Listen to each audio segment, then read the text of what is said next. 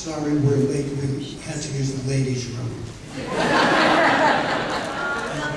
How was it, Mel? He said that. They wouldn't let him in. I tried. He tries every year. What do you want, honey? Okay.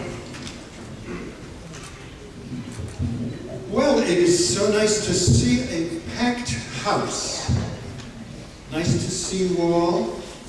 I am Mel Simons, and I will be hosting these three lovely women. Somebody has to do it, folks. And I have been designated. I can't tell you how happy I am to be hosting three of the loveliest ladies in the business. And I mean that most sincerely. Starting at the end, a lovely lady from Yorkshire, England. Long way from home. One of the great queens of horror movies. Let's welcome Veronica Carlson.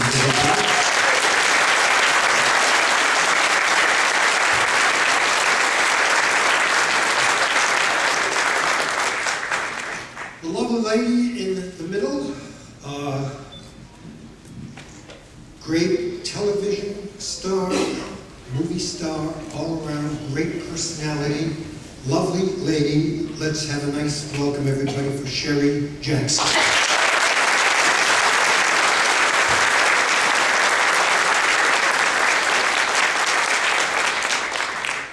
And the very special gal to my right, who I have been in love with my entire life. You can see it's mutual attraction. What can we say about this gal as an actress, as a comedian, as a singer, as an Academy Award winner, one of the great show business personalities? Let's welcome Shirley Jackson.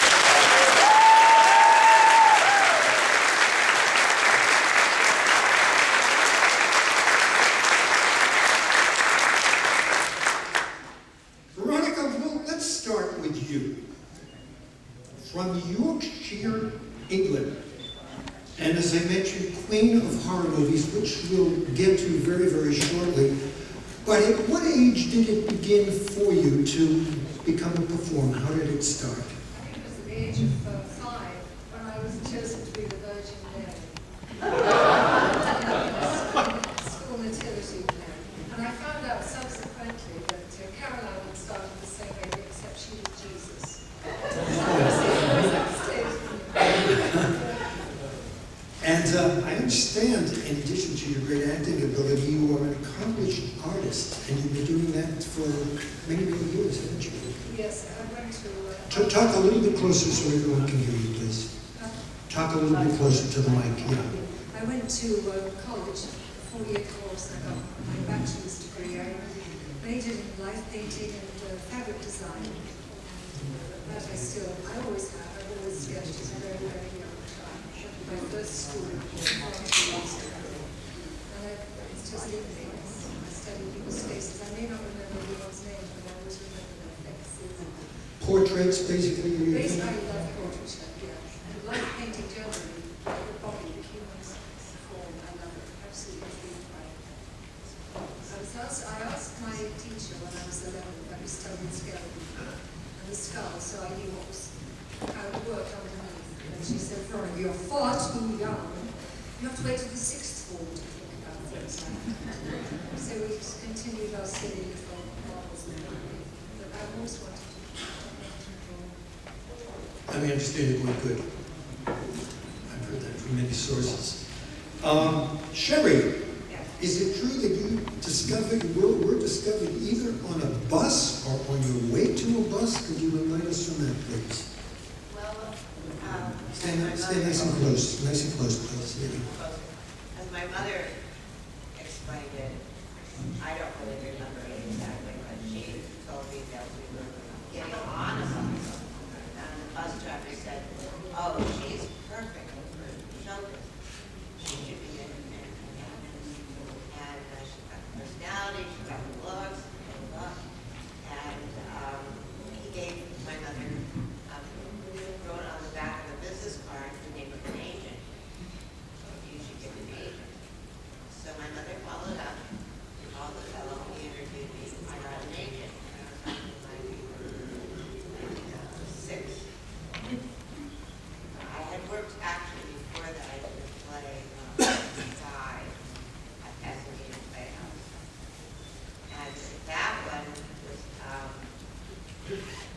about all these children, bigger than myself, and there was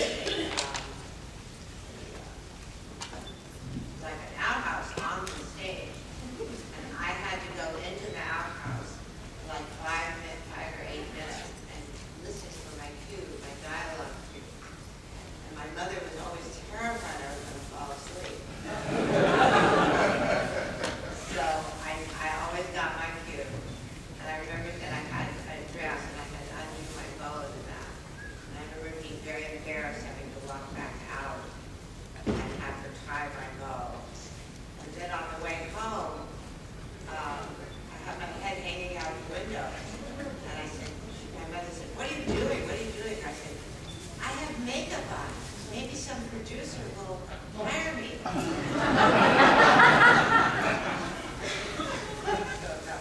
Wow, great basic training. Shirley, I get the impression with you that you were born singing. Well, I cried a lot as a baby. I screamed and cried. My mother didn't know what to do with me, so obviously I was singing. Yeah, I was born singing. I was the youngest member of the church choir at age 6. And I just thought everybody could. It was a gift, you know, it was given to me.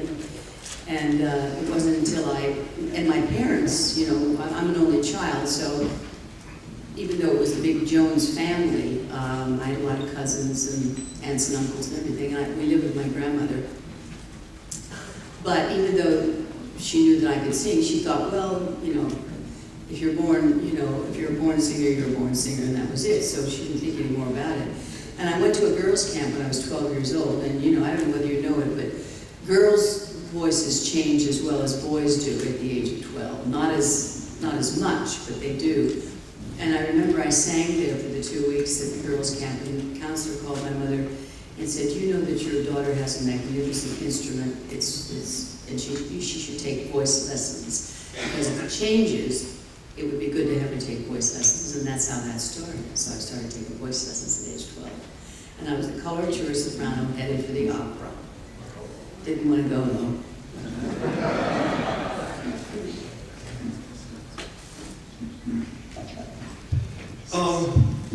Veronica, I think most people know you from your horror movies. How did that begin? Well, when I was in college, I tend to say I was like Shirley. I used to sing. I used to love to sing. And we did a few operas in college. And I had a sense of destiny about this. I don't know what it was. I couldn't explain it to you. But when we were leaving college, I wanted to do La Vie Parisienne. I was given the lead for that. And the principal of the art school went down to the music professor, said, "I'm sorry, but if she fails her final exam, it's all your fault." So he said, "I'm sorry, Veronica, we're not going to be able to use you." I was so distressed, but anyway. I had a sense that I wanted to be on stage, but I didn't know how it was going to happen. And we used to do reviews in college. We had enormous funding, and we were always, there were no drugs. We were just busy people enjoying life, and we did a lot of stage work in our spare time. We raised a lot of money for charity. And I used to go and skywalk for a few lessons to watch Christopher and Peter in their latest album. In fact, we all did. And most of us would call one day because the professor, there weren't many people in his class, and one little squealer said where we were.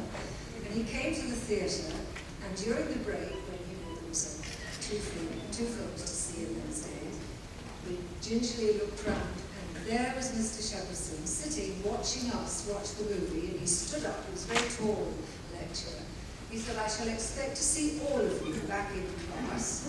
He said, "And you will be working extra work, and you will not do this again." And he walked out, and we felt so humbled and silly. But we watched the movie, and it was wonderful. And I thought, somehow I'm going to be there one day. I knew it would happen, I didn't know how. And it happened. That's how it happened. The rest is history, as they say. Sherry, I have so many fond memories of you with movies, which we'll get into shortly, but I want to talk to you about the Danny Thomas Show. And from speaking to you earlier about your association with Danny, I just get the impression you were not happy doing that show. Could you kind of enlighten us? First of all, I had come from a movie background. I'd already made at least a dozen movies, and I considered myself a movie actor. And in fact, I was on a personal parents tour in Kansas City, Chicago, New York, and premiered a movie that was made.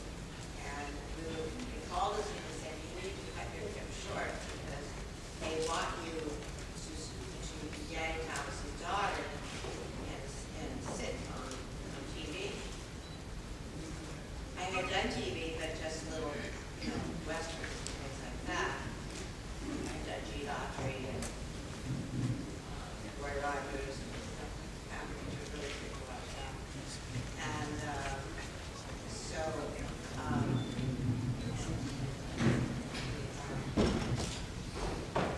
can't hear me?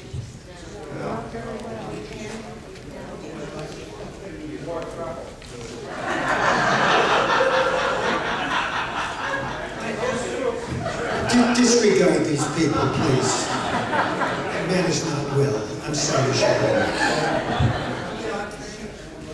Jane Autry, Roy Rogers, a whole bunch of them, John Mahoney show, Rain Rider. I've done all kinds of those kinds of television shows, but they were one camera film, so I didn't even know what a pilot was. And so we come back to LA early, and we shoot the pilot. It's 3 cameras, which is brand new. Only Lucy was doing it. I love Lucy. And three cameras, which is like doing a play every week. And it was filmed.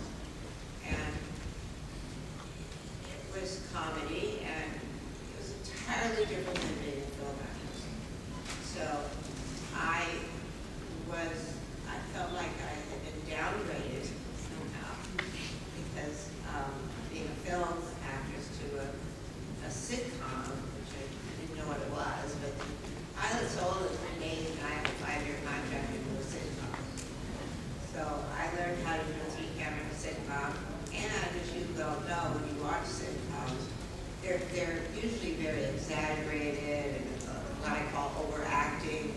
But it's supposed to be overacting to get the point across. It's supposed to be a style of acting. And I was more the kind of actress that liked to underplay my part, not overplay it. So I had to learn to say my lines differently and for the jokes. And so I wasn't happy in that context. Plus we did 39 shows a year here, which they don't do now. And so it was like doing a new play every single week. And it was very hard. It was a lot of hard work. So, and I lost my childhood. So those are the main things that bothered me about that show. You had a very special relationship with Jean Hagen. She was my buddy on the show. She and I hung out. We made a lot of interests together. And she had some issues with Danny, and she'd share them with me. And he chewed tobacco and spit. And there was a big red bucket on the set. It said, "Danny's butt's" written on it. So he'd see how far away he could get from the red can and spit. And he'd always relight a cigar that had gone out. And I don't know if you know that smell, but it makes me nauseous to this day. And so, and nobody ever cleaned up Danny's bucket. Gooey stuff in the bucket.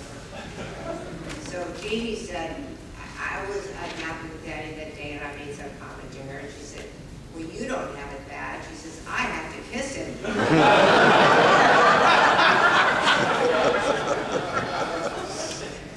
So Jean wasn't really happy with the show, and her contract was for 3 years. My contract was for 5. When she left after 3 years, I really didn't want to go back because, without her, I was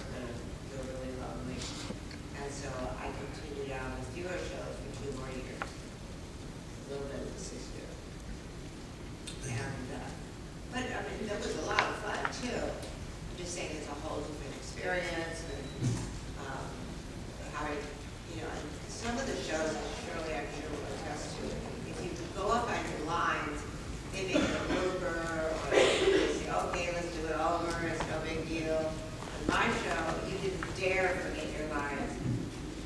They would scream from the top back crew and say, do you think you can get your lines right this time? In front of 300 people. No, we didn't have any fun breaking up or any of that stuff. So it was a very, I didn't think it was really, they treated me like an adult because I wasn't professional. I had learned a lot. And they expected professional everything, which I gave them. But it's hard on a 10, 11, 12, 13-year-old girl to do all that. So, live audience? Live audience every week. Must have been one of the first live audience shows.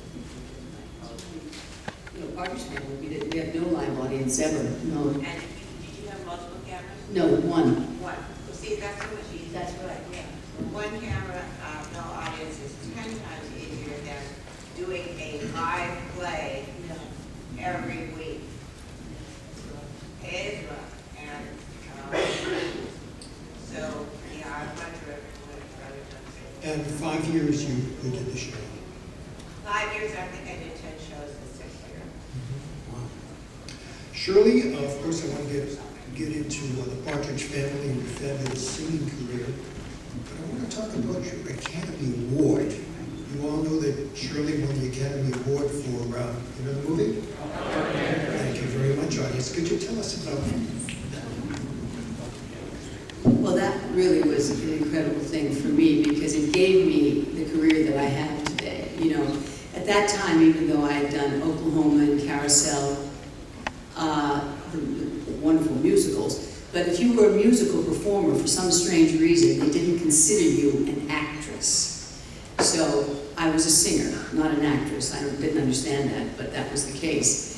So after I had done Carousel, even before the Music Man, because I did the Music Man after Gantry, my career was over, literally over. And this was a time of major television acting shows, like Playhouse 90 and Lux Video Theater and those wonderful shows that they had.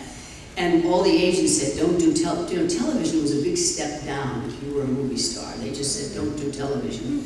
But I knew I had to in order to prove myself as an actress. And fortunately, I did a Playhouse 90 with Red Skelton called The Big Slide.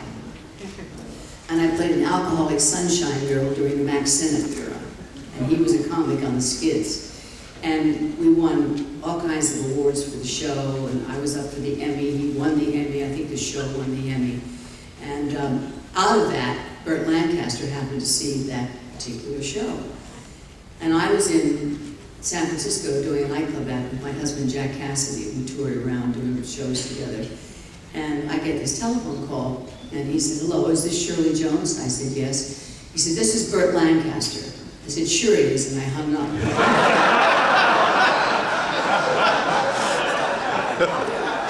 Right. Fortunately, he called back. He said, Shirley, this is Burt. I said, oh, I'm sorry. He said, listen, do you know the book, Elmer Gantry by Sinclair Lewis? And I said, no. And he said, run out and get it and read it. And this weekend, if you have a day off, I want you to fly in and meet with our producer, writer, Richard Brooks, director. We're doing the film. And he said, I'm thinking of you for the role of Lulu Baines. I said, really? And he said, yeah. Anyway, I got the book. He called me, flew me in. Now the problem here is that Richard, he was producing the film with Richard Brooks, who was directing it, and of course the writer. Richard didn't want me for the film. He didn't even think about me for the film. He wanted Piper Laurie to do it. And I went in and I met with him, and he had a thing about not ever giving his actors a full script. He only gave me your part to read. He gave me my part, and I went in the other room and I read it, and I came in and I said, I'll do it for nothing. I knew that if I got this role, it would change the course of my career. Because as I said, nobody thought of me as an actress. Well, I obviously didn't make a hit with him, but Burt held out. And I didn't have to read, I didn't have to screen test or anything. I went back to San Francisco, and 2 days later, Bert said, "Come on in, you got the part, kid." I said, "I did?" Well, I'll just continue to the end of this story. But he said, when you come in, also Richard Brooks shot all of his films in sequence. And I didn't come in till the middle of the film, if you remember that. But Bert said, "I want you to come to the set every single day. I want you to watch him work. I want you to watch the other wonderful actors, Gene Simmons, work. I want you to watch his direction, and I want you to have lunch with me every day, and we need to talk about the part." I said, "Great," which is what I did. My first scene in the film was the hardest scene I had to do in the film, which was the scene in the House of Prostitution where I tell everybody how I first met Elmer Gantry. If you remember the famous line, "He took me behind the pulpit and rammed the fear of God into me so hard and so fast, I never heard my old man's footsteps." Coming out of Shirley Jones, some of the churches were not too happy. Nevertheless, I did that scene, and I got no direction from Mr. Brooks. He just sat there smoking his pipe and never gave me a direction. I went home and I said to my husband, "It's over, he's going to fire me. He didn't want me, he's going to fire me." The next day I didn't have to work, and he got to see the film that I had shot the day before. And he called me, and he said, "Shirley, this is Richard." And he said, "I owe you an apology." He said, "Not only are you going to be great in this film, but I predict you're going to win an Academy Award." And we became great friends, and I went on to do another film with him. So that's how that happened.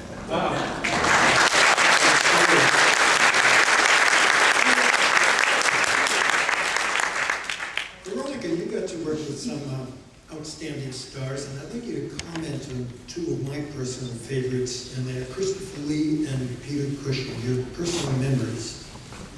I can remember the very first time I went to Pinewood Studios to read the script through. Christopher was there, we all sat around the long table. Freddie Francis, the director, was there. And I met Christopher with great misgivings. His reputation goes before him. He's a very aristocratic, very tall, noble man. And I thought he would be standoffish and aloof, but he was so much the opposite. He was so welcoming, so friendly, and he put me immediately at my ease. And we had a very good read-through, and I was very encouraged by everybody there. I was amazed that for such an unknown person, I was terribly unknown, that I was anybody when I was there at all. It always amazed me. That everyone was so friendly, and that set the stage, no pun intended, for the rest of my experience with Hammer movies throughout the whole gamut of the ones I did. Christopher is a trained opera singer. He speaks 7 languages. He is married to a stunning woman who is also very tall, and she was a mannequin, a Danish woman called Gita, who was absolutely an ideal match for him. This was so stunning to see together. And I was fortunate enough to meet her and get to know her. They made us very welcome in their home. And Peter, I was amazed at how gentle Peter was. Peter was his reputation went before him as being a very gentle. Well, everyone said, "Oh, we love Peter," and I thought, "He can't be that good. He can't be loved by everybody." He was loved by everybody. There was not one bad word about Peter said by anybody. And I think if anyone had said, they would have been thrown off the set completely, and the stage would all walk behind them. Peter was a gentleman of the old school. He would make his own stage designs. He had his own theatre, model theatres in his home.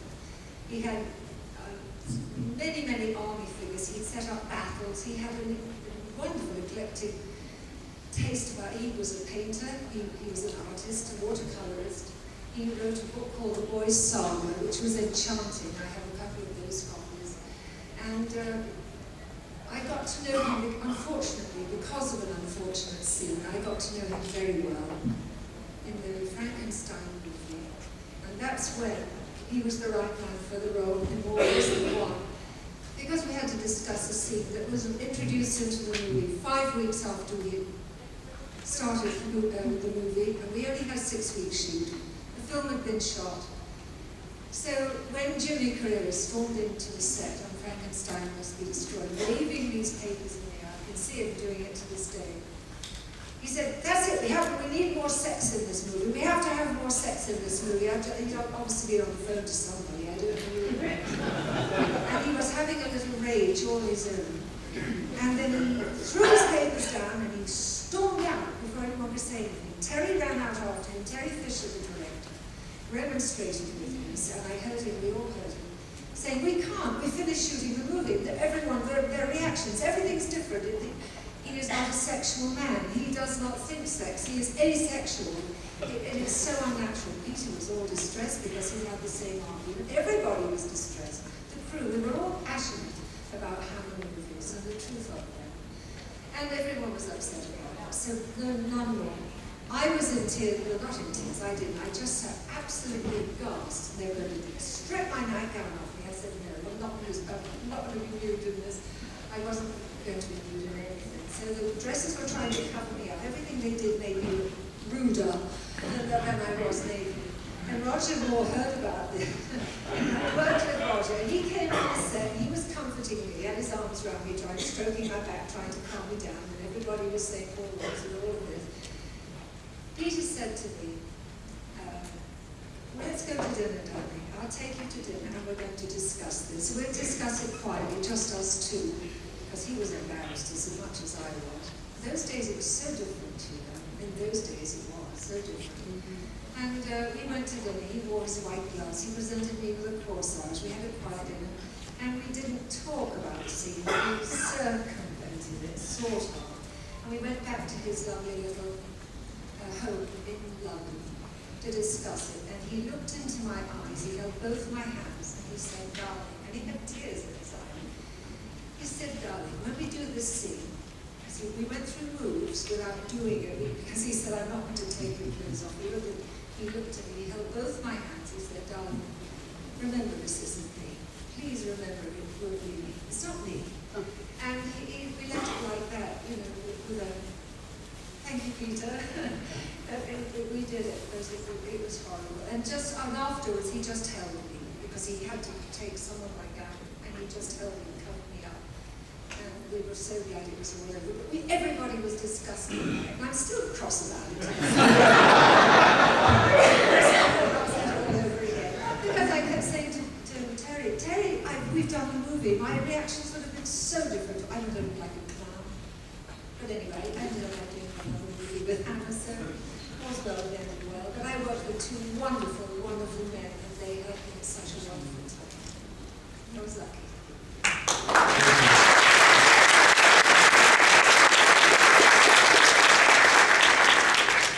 Shirley, I have enjoyed the many, many things you have done over the years, but there's one series of films that has always fascinated me. It's kind of become a cult thing, and you did many movies with Ma and Pa Kettle. Your personal reminiscences. Well, my little brother, Gary, was in it too, but you have to know, he looks just like me. He's a smaller version. And we got that kind of fun because there were a lot of kids and we get to play in school. And the odd thing about that show was, what's her name, leading lady, Veronica, she was a germ freak. Here we are filming like in a pigsty.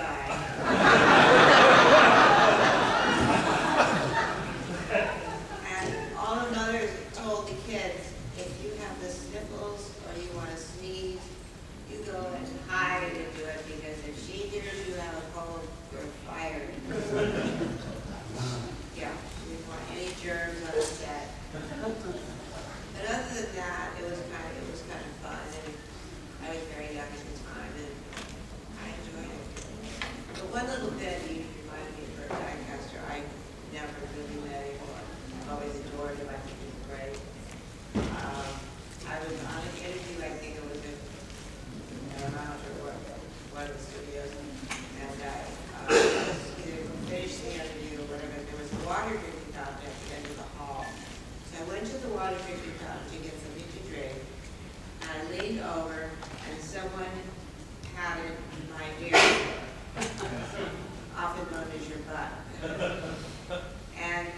was in shock. And I turned around, I was ready to hit whoever just had done that. And here I see these big teeth. He says, sorry, man. I just couldn't resist.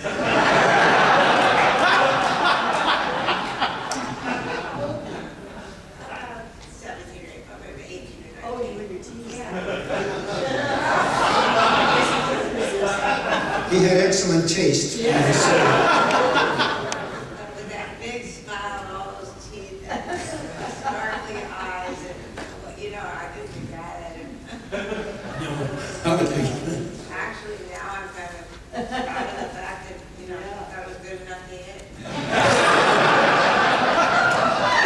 That'll make front page headlines, huh? Shirley, you have one of the most glorious voices in history. I'm sure everyone will agree. You made 3 of my favorite musicals, Oklahoma, Carousel, and The Music Man. First of all, I want to ask you, which was your favorite, and could you comment a little on each of those movies? Well, of course, Oklahoma was the first, you know, and that was Rodgers and Hammerstein's baby. They produced it themselves. We did some of it at MGM, but mostly it was done in Nogales, Arizona.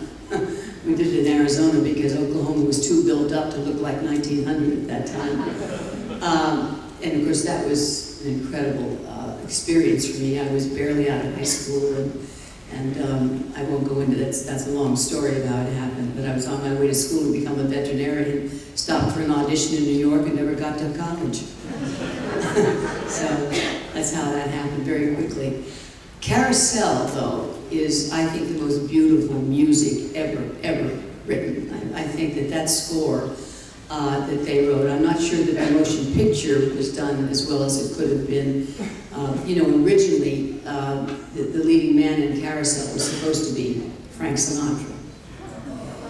And he was cast, and we had done all the pre-stuff with Frank. You know, we did the pre-recordings, that's what you did then. You pre-recorded the music and then you sang with your own voice on the set. We'd done all the photographs, all the costumes, all the rehearsals, and the location was Booth Bay Harbor, Maine. And so we're all ready now to go up to Booth Bay, where all of the singers and dancers had been working for months. You know, when you did a musical film at that time, it was almost like a Broadway show. You pre-rehearsed it for months ahead, and then it would take anywhere from 3 to 9 months to shoot. So it was a very long process. And Frank was in on this for the most part. Now, I knew, and we were told by everybody, that we may have to shoot the scenes twice because we were shooting in regular CinemaScope and what they call CinemaScope 55. And Henry King was our director. We're ready to shoot the first scene up in Booth Bay. And I'm standing on the dock waiting for Frank to come in the first dramatic scene. He shows up in a limousine from the airport, and he sees the 2 cameras, and he says, "Why the 2 cameras?" And Henry said, "Well, you know, you may have to shoot a couple scenes twice." And Frank said, "I signed to do 1 movie, not 2.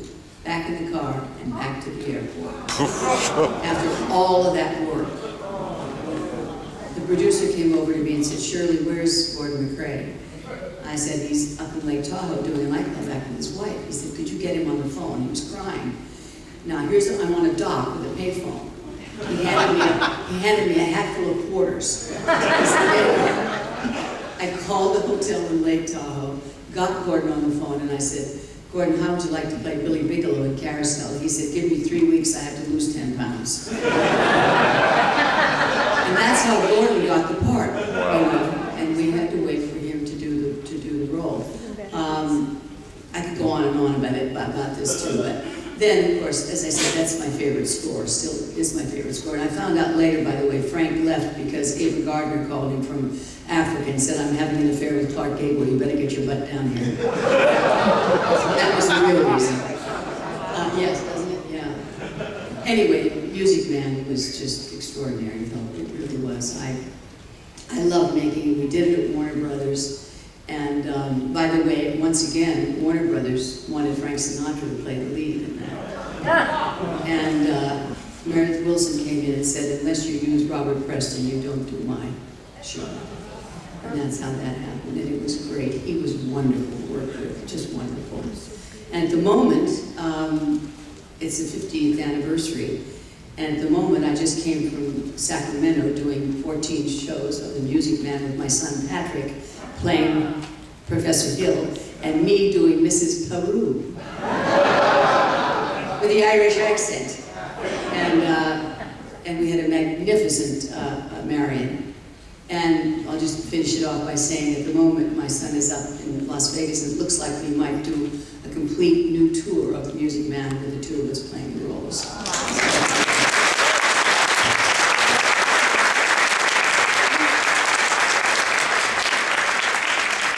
Speaking of playing different roles, I was telling Shirley, I live in Boston, and you were in Waltham not too long ago with Carousel playing a different role, and you were super.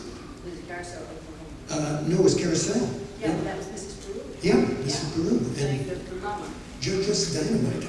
I've been doing all 3 films. I mean, Oklahoma. I did Oklahoma in Pittsburgh, which is my hometown, and Aunt Ella, right? And then in Carousel, I've been doing Cousin Nettie. So I've been playing the different, old roles in the musicals. It's great fun for me. Veronica, here's a question I'm sure many folks over the years have asked you. What did you like better, Frankenstein or Dracula? They both had very endearing qualities. I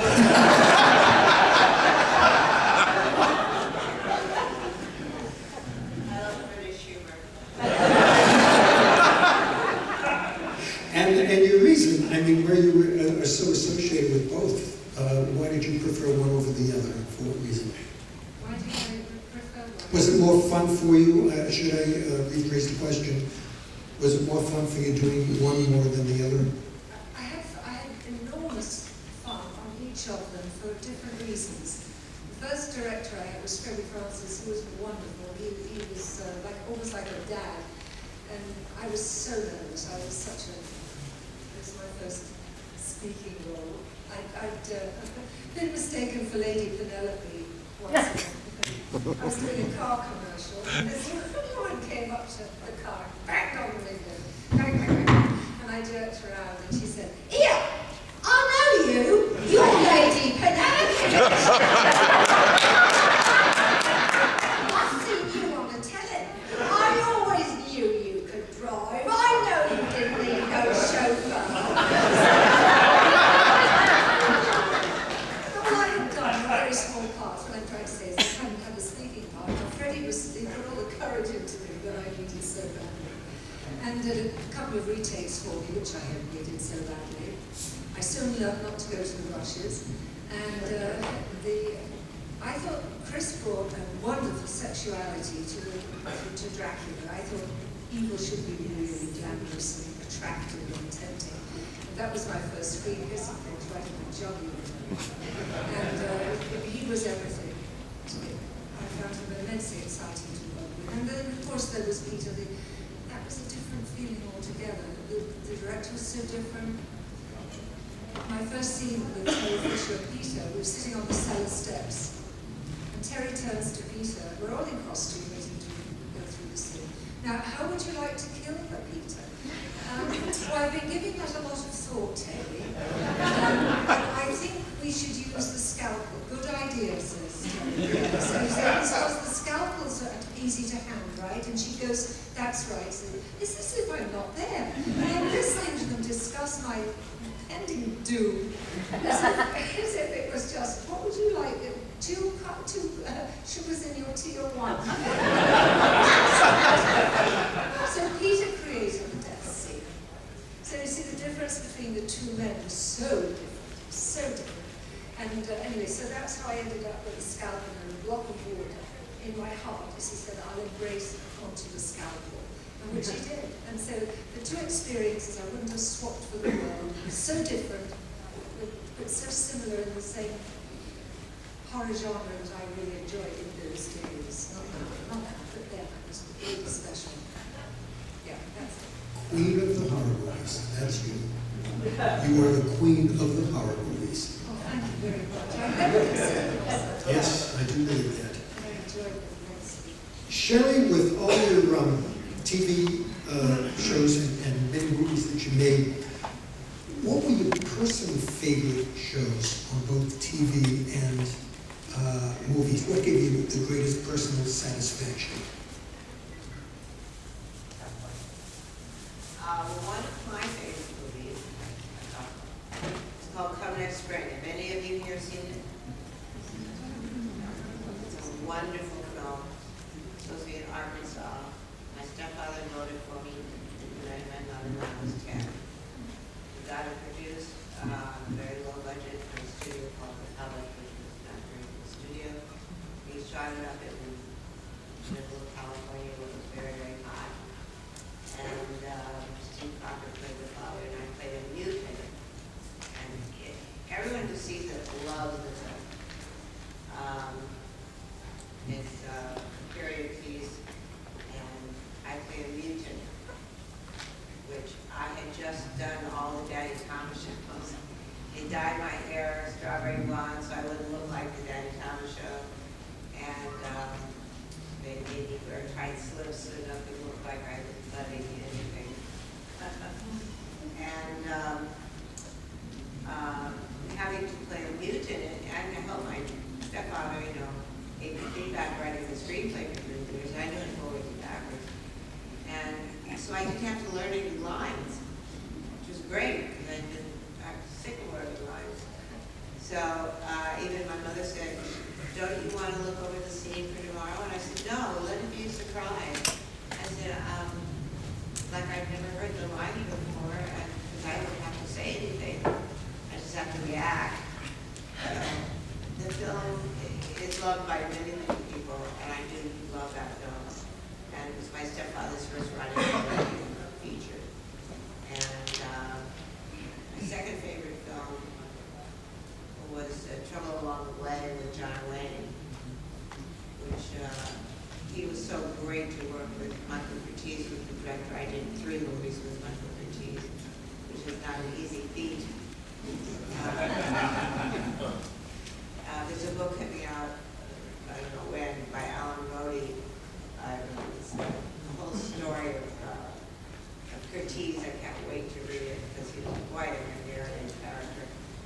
And he embarrassed me a few times, made me cry. And I had some crying scenes in the movie, and he said, oh, in Hungarian, he said, oh, my little Shirley. I turned her on like a faucet, and I turned her off like a faucet. But the sad thing about that is you have to use memories, or I did. I had to use memories that made me cry. And I don't think that's healthy for a child to do.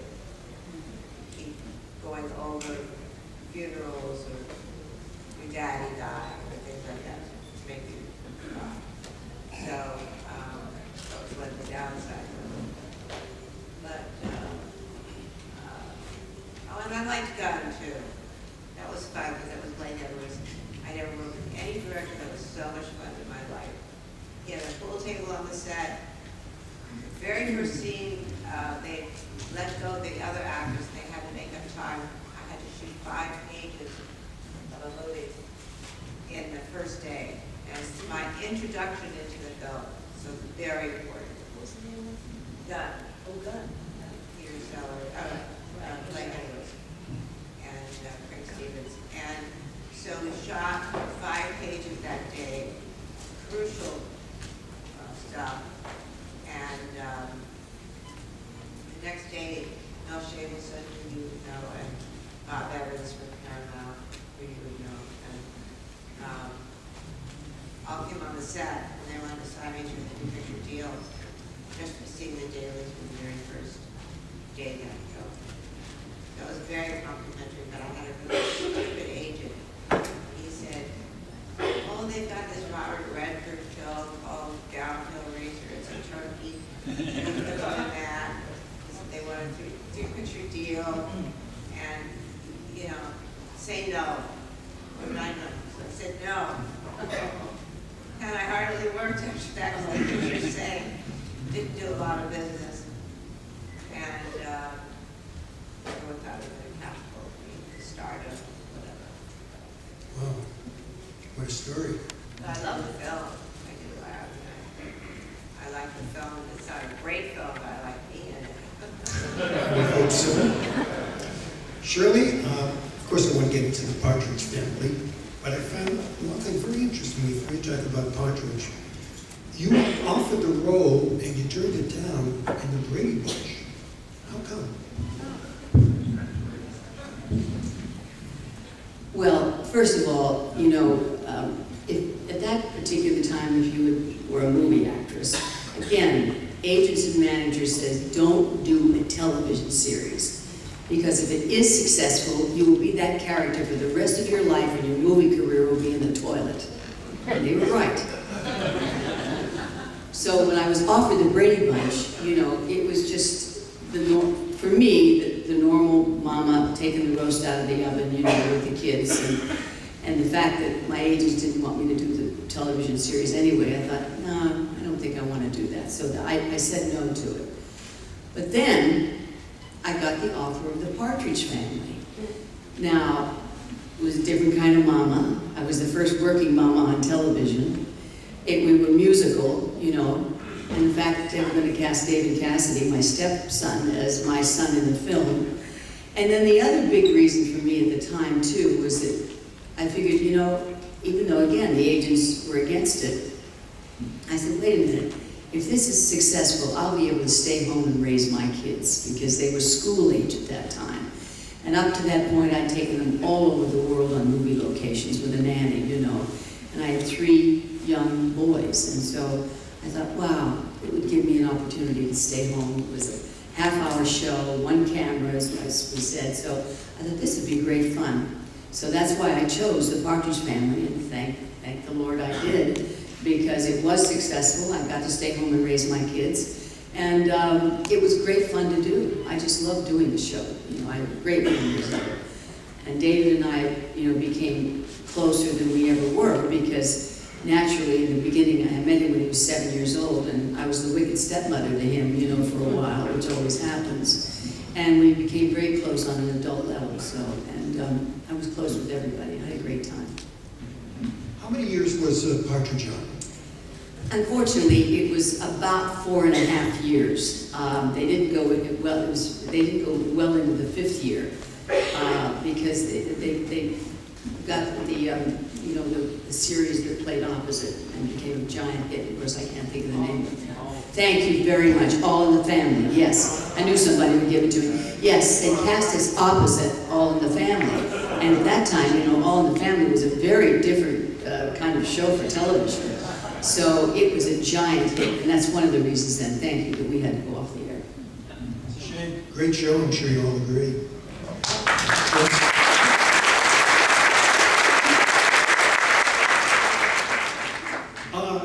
What we'd like to do, folks, in the next few minutes is kind of open up a question and answer period with you folks. If you will raise your hands, and I'll call upon you, and yell out your question so that everybody can hear and direct your question to whichever one of these lovely ladies. Sir, nice and loud, please. Shirley, sweet, carousel, music band, in Oklahoma.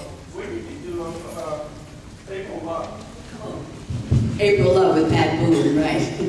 Yeah, that's right. It was between, let's see, yeah, it was between Carousel and Elmer Gantry. And then I did Music Band. I was doing the Music Band when I accepted the Academy Award for Gantry. So it was after Carousel, yeah. And we were in Kentucky with Pat Boone. Yes, nice and loud. To compliment email, I think you're doing a great job, and you're pretty much asking the questions that I was and brought out. Thank you very much. This is a labor of love with these 3 lovely ladies. Sir, nice and loud, please. Two of the greatest musicals on stage and movies, Music Man and Oklahoma. And due to the talent, singing talent, the acting talent of the young lady. My question is, tell us about the reaction, interaction with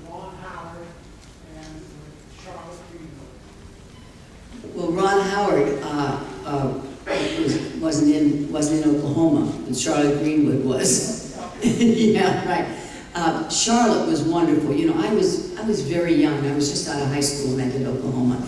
And at that time, it took anywhere from 9 months to a year to make a motion picture musical. And we were in Nogales, Arizona for about 8 months. And that's when, you know, actors didn't have the unions behind them, and we shot 7 days a week, 15-hour days. It was a very difficult job. I almost gave up show business after Oklahoma. Is this what it's supposed to be? But it was wonderful. It was a great experience for me. And then, you want to know about Ron Howard? Well, Ron Howard was, we did a movie together, but it wasn't any of the musicals, you know. Yeah, he was fantastic. He was a really experienced young actor, you know. I mean, he was extraordinary to work with. And just loved being with him, you know. We did 2 films, and he was great in all of them, you know. Or The Music Man, of course. Yeah, he was about 9 years old, exactly right. You mentioned you filmed Oklahoma and Arizona. Where in Nogales, right on the Mexican border. Nogales, Arizona. They wanted a place that looked like 1900, you know, and no housing, no nothing. And we planted the cornfield, you know, ahead of time. Everything was real. The house was real, you know. They built everything just for the film down there. Yes. Yes, Sherry Jackson. I'd like to ask your memories of working on Twilight Zone and last rites of Jeff Merlebank with James Best. I thought you two were so great together. Well, my stepfather, Montgomery Pittman, wrote and directed many of the Twilight Zone. And I was right at an awkward age. I think I was around 17, and it don't really work. Because when you turn 18, you don't have to have a tutor on the set. When you're 17, you still have to have a tutor, so that's an extra salary.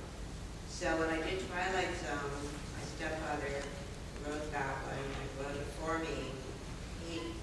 If you become a fan of my stepfather's work, he did a lot of brilliant stuff, and unfortunately passed away from cancer when he was 40. He had a brilliant career ahead of him, and he did like 4 or 5 Twilight Zones, Maverick, Sugarfoot, 77 Sunset Strip. Alfred was one of his dearest, closest friends, and gave him the eulogy, and Will Hutchins said he was like a father to him. And he directed the episode I was in, and he cast Jazz, he was cast in, and all the other, and he had all his favorite character actors, and he would always cast in the shows he was doing. And I think it's a good director, like Mr. Brooks, which you mentioned. They don't have to tell you anything. They either know you've got it, you're right in the part, and they know you can do it. And if that's the case, they just let you go and you do it. And you're not hassled by having to change things or whatever. And working with my stepfather, he knew my talent, and it was just great. We laughed and joked and had a wonderful time. And as I said, he didn't really direct me on stage. Yes. Right over here, sir. Question for Shirley. You still keep in contact with the family members of the council? The Carlsons. Yeah. You know, the Carlsons was the Partridge Family. I don't know whether any of you did know that. Yes, they were the real family. And unfortunately, they tried to do the series with the Carlsons, but they weren't actors. And suddenly they decided that they couldn't act it. So that's how Partridge Family came to be. Yes, they contact me every now and then. I've done a couple of benefits with them and for them, you know. And they're a really wonderful family, great people. They're coming to Boston, by the way, sir, if you're interested, one of our local venues. Just found out. Yes, ma'am. Veronica, still there? What do you think, she left, madam? Of course she's here. You know you're still here. I wanted to give kind of a wish. How long have you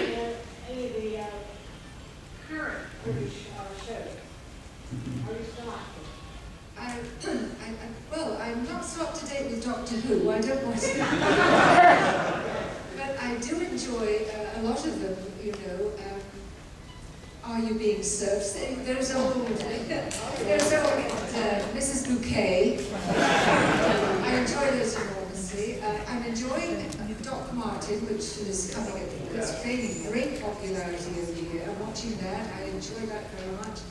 And I think on Saturday they have in Georgia Public Television, they have From Lark Rise to Candlefoot. I enjoy Masterpiece Theatre. I'm very much of the old school. I really, I'm so stuck. Those good old days, you know, and I still enjoy them very, very much indeed. But not so much the modern stuff, maybe.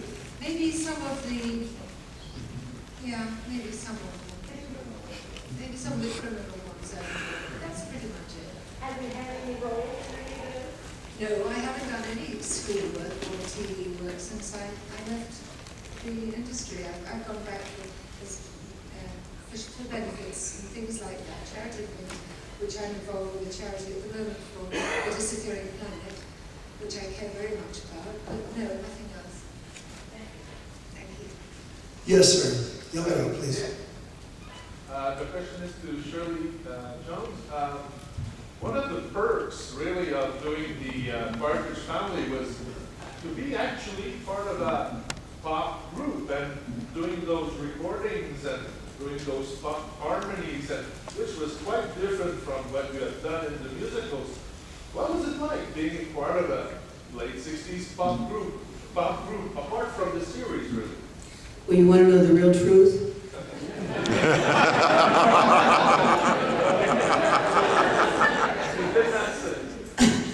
I never sang one thing in the Partridge Family. No, actually, in the almost 5 years of the show, I only had 2 solos, and they weren't pop solos. You know, the Whale song, if you remember that beautiful song, I love that song too. Yeah, I love that too. So, and when David Cassidy would go into the, you know, to do the recordings, and of course, as you know, he became a giant star out of the Partridge Family, rock star. I would go into the recording studio with him so that I could have my name on the album, and I would do you know, and that was it. And the rest were actual singers that came with the recording behind him. Was that frustrating? No, actually, and none of us played the instruments either. You know, people would come up and say, "Why doesn't the Partridge Family play Vegas and go out on tour?" And I kept saying, "You don't understand. There is no Partridge Family." Boy, you guys getting some good dirt, let me tell you. Yes, sir. The gentleman with the hat. Shirley, any memories on Poseidon Adventure? Of the Poseidon Adventure? Yeah, it wasn't a very exciting film for me to do, I have to be very honest with you. The director at that time was, you know, had already done several films of that kind. And the only good thing about me in that film was I got great actors to work with, you know. I wasn't thrilled with our director, and you know, he just sort of knew the story and didn't talk to the actors. But all the other actors were wonderful, and that was the best part, to tell you the truth. Sir? Gentleman with the blue, yes. Mm-hmm. Given the state of Hollywood today with computers, effects, and so forth, and violence and all that, do you foresee a revival or a future for musicals? I hate to say this, but I don't really. You know, they tried to do it a couple of times. I wish I could say yes to that. Maybe it'll change, but it's a whole different genre now. It's a different Hollywood now. It's a whole different business, you know. I mean, I don't even know the business anymore, to tell you the truth. I don't understand it. I'm not sure I like it. Reality shows make me crazy. You know, so I'm not sure.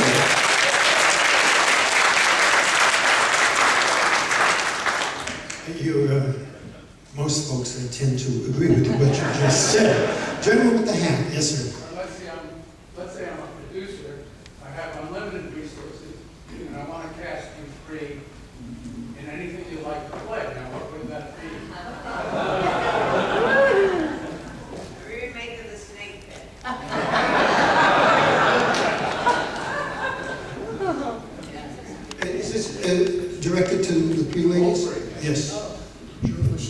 remake of the Snake Pit, that'd be great. Veronica? This is a question I've long thought about in my private moments of longing and yearning for those days. I'd like to do something in the period with Henry VIII or one of the Tudors, something like that. Something very dramatic and exciting. Yes, that would be good. Or, let's see. I do know I'd love to photograph her. I wish I'd given me that question, give me about a few moments more to think about it. There's so much to Oh, there's so much, because I'm an avid reader, and I just love historical books, Brontes, anything like that with a decent thing to do. Yes, I'd love to do something. Interesting question. Yes, sir. Sure, what was it like doing that? Star Trek. What was it like doing it? Star Trek, what was it like doing it? Oh, it was very interesting.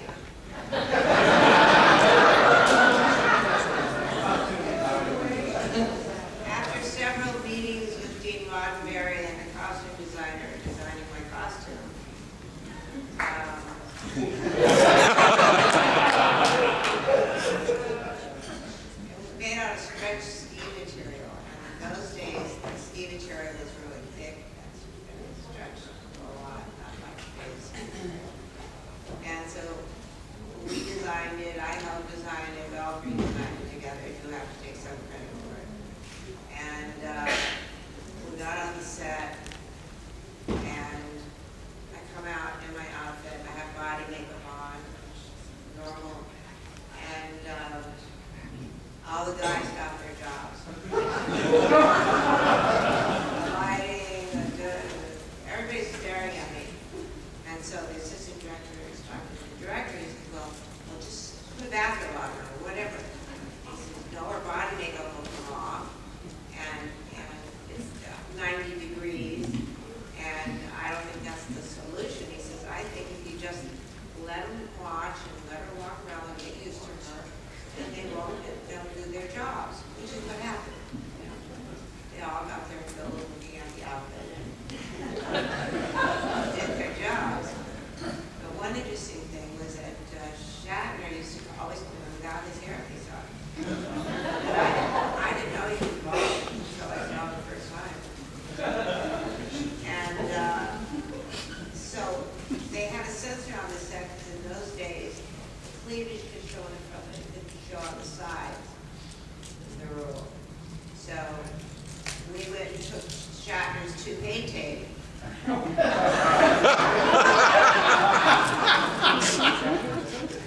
Double-sided tape, and we put it in there to make sure there weren't any gaps. And it was a lot of fun. You know, I had to create a role that was many multiple layers of being an android, no feelings, being feelings, being confused about feelings, being part human, part android, being part whatever. So I had to overcome my costume and really develop the character, which I think I did. A lot of people maybe I have, and I think I did. And I really enjoyed doing it. And one other thing, when I went to make it here, they said, whatever you do not mention Spock's ears. He just goes ballistic. That was before he made $1 billion doing the movies and everything else. Those ears made him a fortune. Do you still have that costume? I wish I could sell it for a lot. We wish too. In the interest of time, one last question. Randy? Yes, this will be for Shirley. You've recently done television. You had a recurring role with Drew Carey. And I was wondering how you would compare the technology of television, even in a 20-year period, 3 years. Okay. What television are you talking about that I recently did? Drew Carey show? Oh, the Drew Carey. Oh, I'm sorry, I didn't hear you say that. Oh, yeah. No, I had a very good time doing that show. You know, I loved the role. I was his lover instead of his mother. So that was kind of nice. And we really had a good time. I enjoyed it. It was fun to do.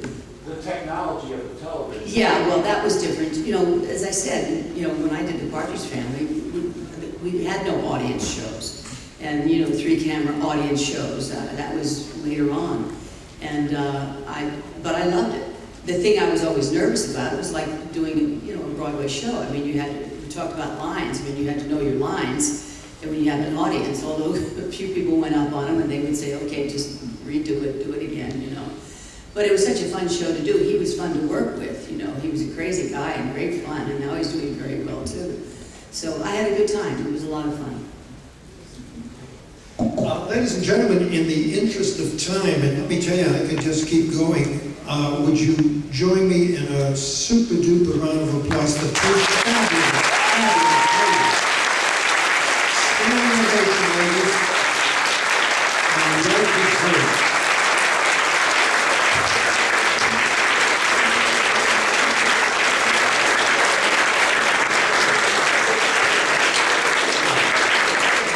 Thank you, folks. You've been a wonderful audience. Have a nice day.